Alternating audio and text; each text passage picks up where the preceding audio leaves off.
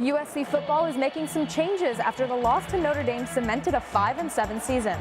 Ventura County released new details surrounding the borderline bar shooting as the memorial for the 12 victims grows. And the Mississippi runoff is today, but the Senate race has not been without controversy. We'll show you why. Annenberg TV News.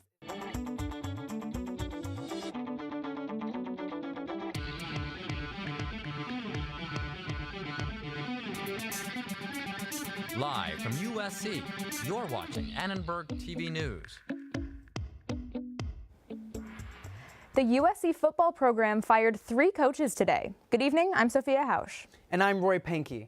The biggest name gone is offensive coordinator T. Martin, but 2 defensive coaches are gone as well. Given these changes, the coaching staff inside Heritage Hall will look very different come next fall. Our sports anchors Robby Aronson and Anwar Stetson have more on these moves from outside Heritage. Guys?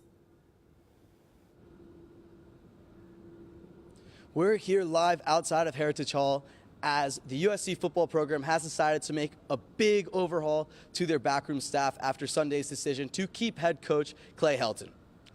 Yeah, Robbie, these big changes needed to be made. This has been the most disappointing USC season in 18 years. This is only the 4th time since 1961 that the Trojans have had a losing record. And of course, the team lost to all 4 of its major rivals, Cal, Stanford, UCLA, and of course, Notre Dame.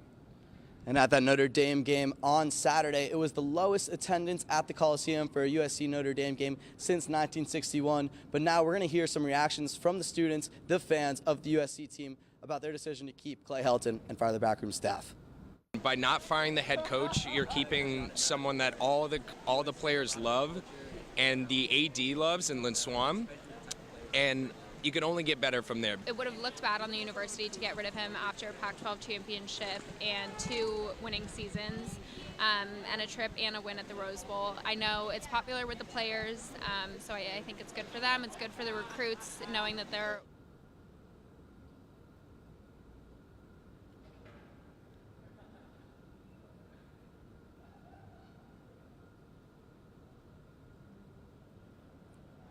And Anwar, every good program has got to have a response put into place looking forward. Anwar, what do you think the Trojans are going to look to do going forward now?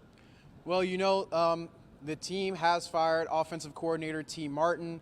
They got rid of defensive line coach Keneche Udeze. They got rid of defensive backs coach Ronnie Bradford, and quarterbacks coach Brian Ellis left for Western Kentucky. So the big names out there now, of course, everyone knows Cliff Kingsbury, probably the biggest name in football right now when it comes to offense. But as this college bowl season wraps up late in December and early January, there's going to be a bevy of names coming out of that coaching carousel. But USC needs to do something, and they need to get that offensive coordinator and that defense settled in.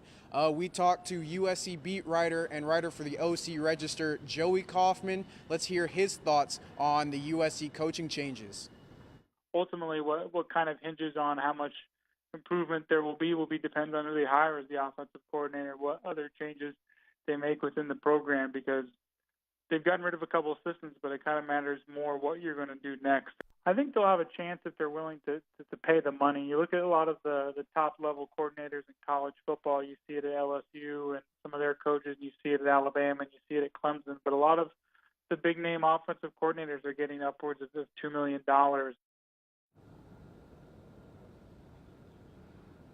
And Anwar, 5-7 season obviously did not meet the level of expectations for the Trojans this year. But we're going to have more for you guys in the studio. But Roy and Sophia, back to you. Thanks, guys. The Ventura County Sheriff's Office released more details from the investigation of the Borderline Bar and Grill mass shooting. Officials today answered questions about the shooter's motive. We know the suspect had previously gone to the Borderline as a customer, but he was not an employee at the bar, and he did not have a dispute with the owner. Officials also say there's no indication the suspect was targeting an ex-girlfriend.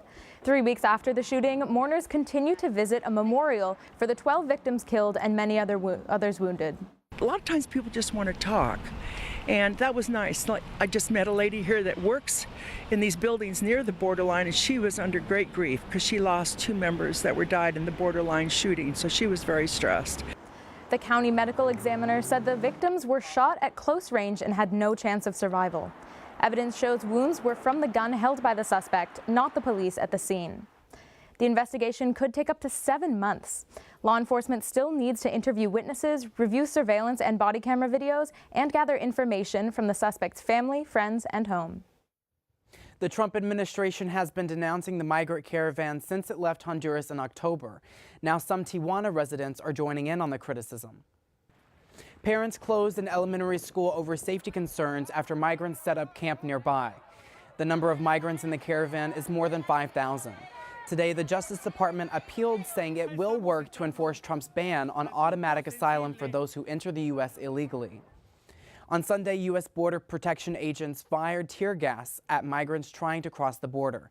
Annenberg Media has learned from government sources that the agency used tear gas 29 times this year. That's higher than any year since the chemical was first used at the border in 2010.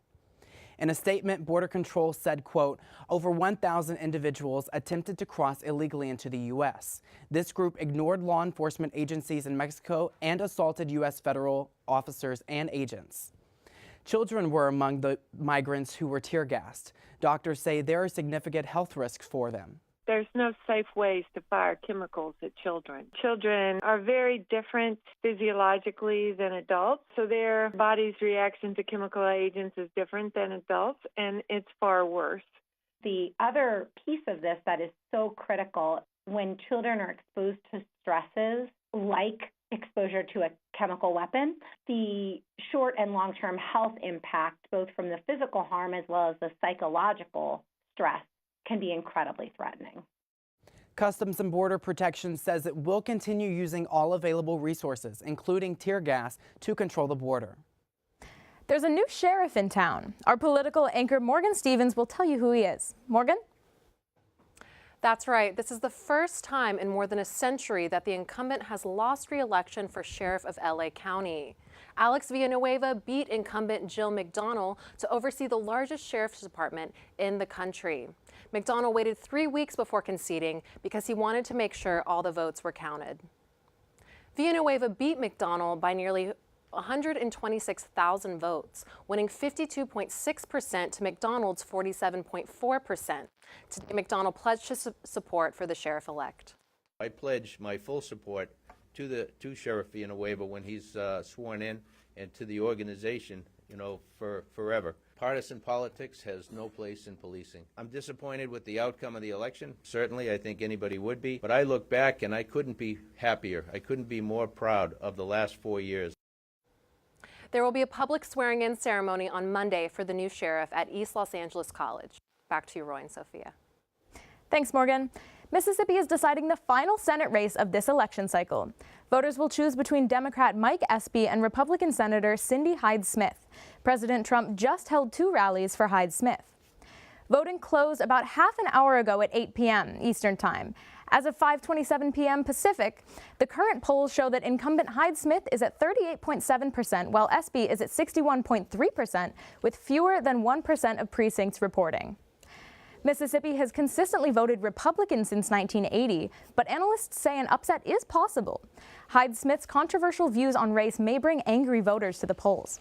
38% of the state's population is black, and they usually vote Democratic. Hyde-Smith recently said this about one of her supporters, quote, "If he invited me to a public hanging, I'd be in the front row." Opponents called the comment racist. Hyde-Smith later said it was, quote, "an exaggerated expression of regard." No matter who wins, it will be historic. Hyde-Smith would be the first female senator from Mississippi, and Espy would be the first African American. More than 7 million California workers will now have an easier way to save for retirement. The new state program is called Cal Savers, and it'll help small companies set up automatic payroll deductions. Are today declaring we are leaving no worker behind to languish in poverty through their golden years. Because workers can now participate in a new state-sponsored retirement savings program called Cal Savers. The state treasurer is on a 5-city tour to introduce the pilot retirement savings program. It's designed to help companies that don't already have a way for employees to save for the future. Payroll deductions will start next summer. Today is Giving Tuesday, and we'll hear from one CEO who says USC is what's needed to reach a fundraising goal. Los Angeles' only Indigenous school was at risk of closing. We'll show you how its community has banded together. And musician Quincy Jones became the latest star to place his fingerprints outside Hollywood's Chinese theater.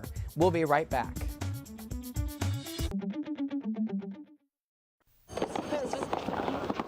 Hey, Sarah.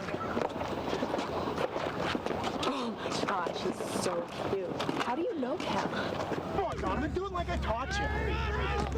Love the new tattoo, Sarah. Let's go! Dude, what? Dude, that's Sarah. Who's Sarah? The girl in the pink shirt. That's the girl I was telling you about. Oh, that's Sarah? Theater 2 on your left. Hey, Sarah. What color underwear today?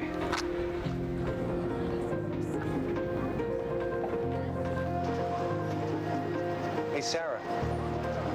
So when are you going to post something new? Anything you post online, anyone can see. Family, friends. See you later, Sarah. Even not so friendly people. Think before you post.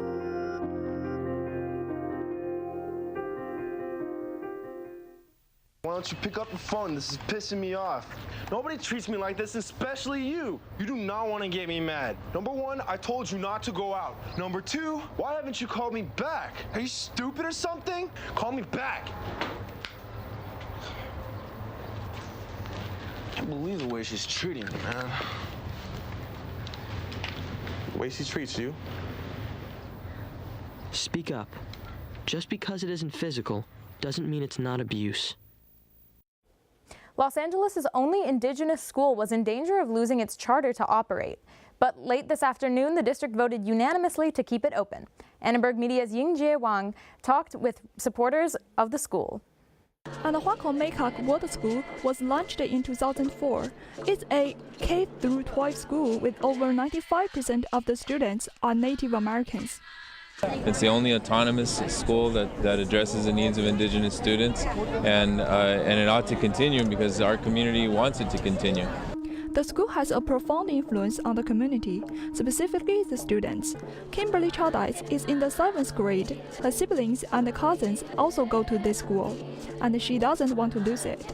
MECAC is a great school because they give us opportunities that other schools don't, like such as learning other languages, teaching about our ancestors, our past. The school's cultural focus has won plaudits from Los Angeles Indigenous community. Children should be educated in their own culture, to learn their culture, to stand strong, and to walk tall with pride of who they are. The school was closed in 2013 because they did not get a renewal from Los Angeles Unified School District. Now they're facing the same problem. The harm done to the community with having to go through that type of an experience of getting the school closed, whether it be for a month, a day, or an hour, has generated a lot of concern. The Los Angeles Unified School District moved to close the charter school because it decided the school did not meet renewal standards. But late today, the district voted to keep Anwar Stetson open for the next 5 years until 2024. For Annenberg Media, I'm Yingjie Wang. Quincy Jones joined stars like Michael Jackson, Marilyn Monroe, and Frank Sinatra as a permanent part of Hollywood history. Reporter Tally Spencer attended a ceremony today at the TLC Chinese Theater where Jones was honored.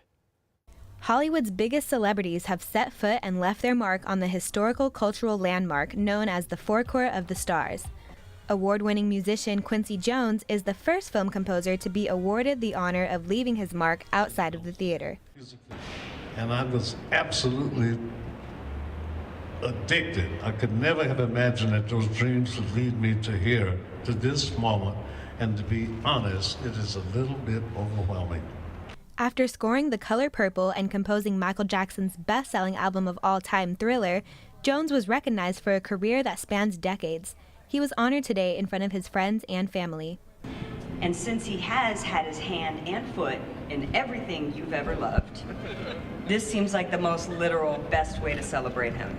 I want to thank you for being a role model, an inspiration, being a great father, being a great producer, a great mentor, an uncle, and just being a great friend to us in hip-hop because we needed somebody like you. The imprinting ceremony is a major honor given that there are only 300 actors, directors, and producers who have left their mark in history. We celebrate you today, and this is an amazing moment for all of us. I love you, Quincy. I'm told that I'm the first composer to have the honor of being enshrined here at the Chinese Theater. So as the first, I want to say that I share this recognition with all my fellow composers. Jones is one of only 18 people who have won an Emmy, Grammy, Oscar, and Tony Award. For Annenberg Media, I'm Tally Spencer. Well, it's been pretty nice lately, but I heard there might be rain coming up. Oh, more rain. Let's take it to Shari with the weather. Well, before we get to rain, I want to talk about the sunshine. Currently, it is looking good outside. We have sunny skies and it's 66 degrees, so grab your jackets. Taking a look across Southern California tomorrow, the Inland Empire, we are talking 50s. In San Bernardino, it is 69 degrees, but in Big Bear, it is 52 degrees. Now making our way to the valley, you will also find that it's in the 60s here, 67 degrees in Simi Valley and in Thousand Oaks, also in the 60s, and it remains about the same right here in our area. We're talking 68 in Pasadena, and right here on campus, 68 degrees as well. Now let's take a look at the 5-day forecast. It's also in the 60s as we go all across the week. It starts off 64 degrees. Now we're talking tomorrow, the rain may come in. We're saying a 40% chance of rain on Wednesday, but after Wednesday, we're talking all sunshine and in the 60s up until Monday. It is 63 degrees. Back to you, Roy and Sophia. You know, with these high temperatures, it'll actually never feel like winter in LA. That's absolutely right. Thanks, Shari. It's Giving Tuesday, a day meant to inspire charitable donations around the world ahead of the busy holiday season. Today, LA County workers, local charities, and the LA Rams attended the annual Game Plan for Giving event to connect employees with charity leaders and to inspire more giving. The Rams and United Way of Greater LA have raised more than $1 million in fire relief funds.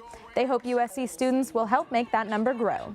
Well, the donations keep coming in, so we would love to hit 2 million. We're about at 1.5 right now, so hopefully, as we know the Trojan family can do, USC will hopefully put us over the top.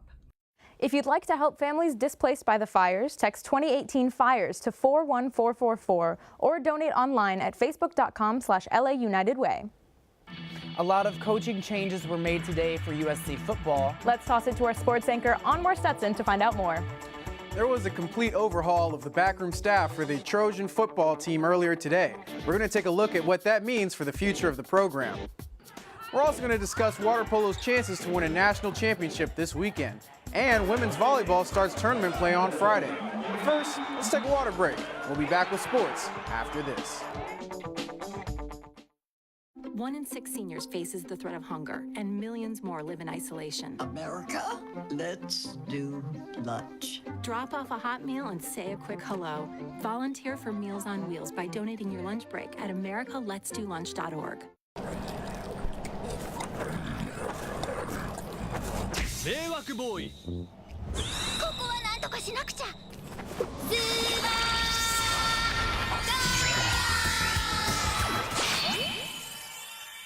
スーパーカインドの交通機関案内。When you ride on the bus or rail, don't eat popcorn, meat, or kale. Food can smell and it makes a mess. Keep LA Metro clean and fresh. Come along with me, let's go. It's time to ride on the Metro. When eating food causes problems, you know Superkind will be there to solve them. Come along with me, let's go. It's time to ride on the Metro. When eating food causes problems, you know Superkind will be there to solve them.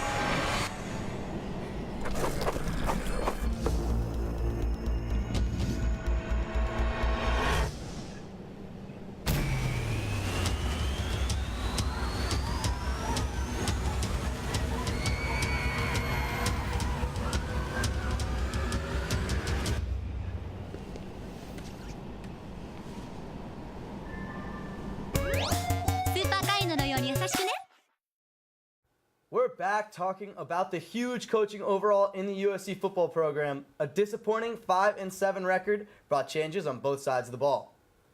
The Trojans ranked 83rd in total offense with 4,591 yards and 92nd in points per game this season with just over 26. USC struggled to run the ball all season, ranking 107th with 1,602 yards. The defense also didn't live up to expectations, allowing 27 points per game. The pass defense left a lot to be desired, ranking 67th in touchdowns allowed with 20 and only 4 interceptions. And earlier this week, Athletic Director Lynn Swan pointed out some areas of deficiencies for the Trojans in a statement to keep Clay Helton. Those areas included the team culture, discipline, schemes, personnel, and staff. Helton will need fresh guys as he looks to improve those areas. For example, T. Martin, who has been on the USC staff since 2012. He was initially a wide receivers coach. Martin was promoted to offensive coordinator in 2016, and after a disappointing start to the season, he was relieved of play calling duties. However, what Martin lacked in offense while he was here as offensive coordinator, he made up for in recruiting. Martin actually signed 21 top 100 prospects while a member of the Trojan staff. And speaking of recruits, 2 days ago, coaches Kenichi Udeze and Ronnie Bradford were busy trying to recruit prospect Drake Jackson before they got fired today, as shown by his Twitter page. With a solid recruiting class coming in, USC is now in the search for a new coaching staff. The Trojans need a defensive line coach to replace Kenichi Udeze, who will sure up the run defense and the pass rush. They also need a defensive backs coach to replace Ronnie Bradford, who can develop USC's young talent in the secondary. This is a big shakeup for the Trojans. Be sure to follow Annenberg Media Sports for coaching updates. After a 4th place finish in the MPSF tournament, USC Water Polo was still selected for the NCAA Championship semifinal. They'll face George Washington University or crosstown rivals UCLA. Hell yeah, we're excited to play UCLA. There's nothing better than taking them out of their NCAA run. So, yeah, we got a lot of good vibes, a lot of good energy going. It's been a little while since the men's water polo has won a national championship. They've come so close the last 4 years. It belongs here. We're the hardest working team. No one trains like us. No one studies like us. Our coaching staff puts in countless hours. They work so much harder. We do everything we need to. We just got to put away at the end. The men of Troy are currently in the position they are now due to a duo of stars in Jacob Mersep and Marko Vavic, who both have 56 goals respectively. The Trojans could end up facing the Bruins, where they'd be hoping to avenge their loss last week in the MPSF tournament 3rd place game. At the top of the bracket is Stanford, who hosts the tournament and could be a potential team the Trojans could face in the championship. From surf to turf, let's go to the women's volleyball brackets. The women of Troy are currently the 11th seed going into the NCAA tournament. In the regular season, the women of Troy had 21 wins and finished 2nd in the Pac-12 standings. The Trojans are preparing to play Stanford Bulldogs in the first round with an overall record of 19-14. This is going to be a really important game for the Trojans as they look to progress through the tournament. It's going to be a good one, and with big news today. Obviously, we didn't have time for our predictions, but Roy and Sophia, back for you guys. It's been an exciting semester here at Annenberg.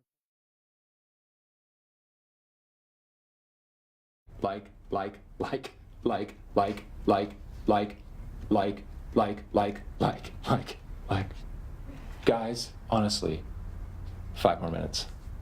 Like.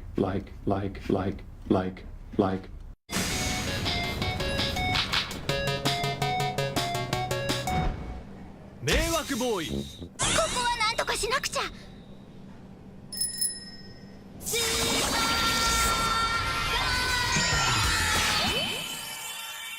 スーパーカインドの交通機関案内。I see you blocking the aisle. That's a rude thing to do. This causes problems because people can't get around you. So when you bring your things like bags or luggage, put them in the proper place. That's metro etiquette. When you're on the train, you need to leave some space so we can go about our day. Don't block the doors or block the aisles. That is not okay. You need to leave some space, so can you please get out the way? Leave some room for the rest of us.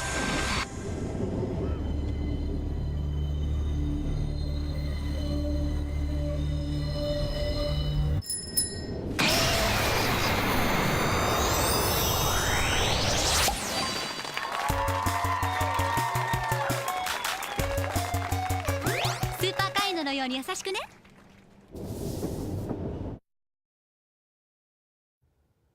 This is our last Tuesday newscast of the semester. We've reported a wide range of stories and interviewed some interesting people. Here are some of our favorite moments. Tonight is the big night. We're going to take a look at some of the most hotly contested races across the country. We're live here in downtown LA at the Gavin Newsom watch party. We are here from the U.S. Grant Hotel in beautiful San Diego for the watch party for John Cox. This house behind me, perfectly intact. But if we walk just next door, we see a house turned completely into rubble. For families that stayed in their homes, the American Red Cross is driving up and down the canyons. Firefighters commonly use the acronym PASS, which stands for pull, aim, squeeze, and sweep.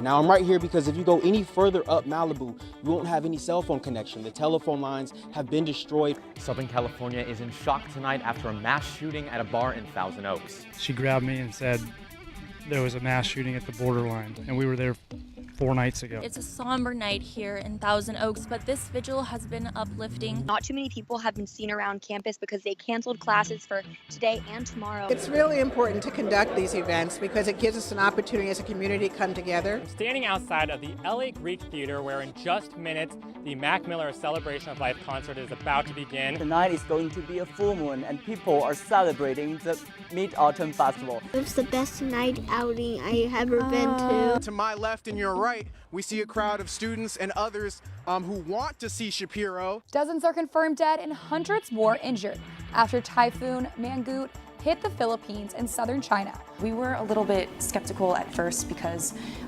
events then changed so quickly. Why USC? I was choosing between 3 great colleges. I was choosing between Stanford, Notre Dame, and USC. How your first few days, first few games as a Trojan been?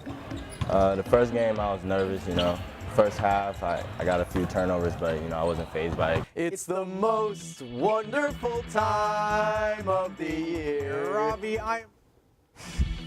Yo, that was some really good moments, but another one? When I beat you in the prediction show last week, Anwar, where's my crown? Robby, I'm going to say I really did not expect UCLA to beat USC 2 weeks ago. And so I'm not going to sit here and mince words and say that, you're the king, but I have to. Robby, you're the king. You won predictions. I think let's give a hand for Robby and Lee for being the king of predictions in sports this year. Congrats to you. I don't have a crown. I'll probably get you one off screen. It takes a lot of effort, a lot of work, a lot of research to really pick those games. And I had to pick some losses for USC, But, what did you guys think of the whole show, though, overall? I thought it was a great season. We have to wrap up the show. Thanks for watching Annenberg TV News. From everyone here at Annenberg Media, I'm Roy Pankey. And I'm Sofia Hausch. You can watch us on the web at uscannenbergmedia.com. Good night.